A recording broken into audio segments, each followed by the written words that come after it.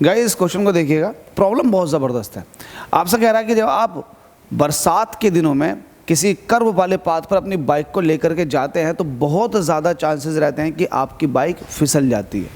देखो बाइक का फिसलना, बाइक फिसल क्यों रही है, बाइक क्यों फिसल रही, क्योंकि आपने देखा होगा जब ये कर्व पाथ पर आप मूव करके जाते हो अपना कुछ इस तरीके से, आपका ये व्हीकल है, मैं एक व्हीकल बना कर दिखाता हूँ। लेट अस सपोज कि ये एक कार है।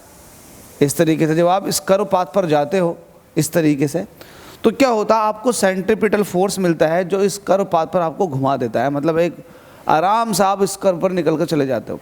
तो सेंट्रीपिटल फोर्स प्रोवाइड होता है, लेकिन सेंट्रीपिटल फोर्स जो प्रोवाइड होता है, अगर आपने देखा होगा तो यहाँ पर जो होता है ना, एक्चुअल में फोर्स ऑफ फ्रिक्शन लग रहा होता है। गाड़ी तो बाहर को भागने की कोशिश करेगी in the influence of centrifugal force, लेकिन जो फोर्स ऑफ फ्रिक्शन है वो कहीं ना कहीं सेंट्रीफ्यूगल फोर्स को ओवरकम करके एक सेंट्रीपिटल फोर्स प्रोवाइड करवा देता है।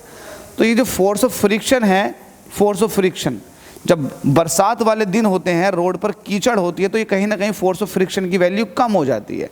जब फोर्स ऑफ फ्रिक्शन की वैल्यू कम हो जाएगी तो फोर्स ऑफ फ्रिक्शन गाड़ी को इस तरफ नहीं खींच पाएगा प्रॉपर तरीके से, टायर्स पर इस तरफ को नहीं लगेगा, तो ये गाड़ी इधर को फिसलना शुरू कर देगी, ग्रर इस तरफ से फिसल तो चली जाएगी और एक्सीडेंट हो जाएगा। तो गाड़ी इस तरफ चली जाएगी क्योंकि फोर्स ऑफ फ्रिक्शन प्रोवाइड नहीं कर पाए टायर्स और रोड के बीच में। एक्चुअल में समझ गए आप लोग? तो ये था इस क्वेश्चन के अंदर, उम्मीद करता हूँ समझ में आ गया होगा। अच्छा क्वेश्चन है, अच्छे से प्रैक्टिस कर लेना, समझ लेना और इसको लिख के याद कर लेना। Thank you.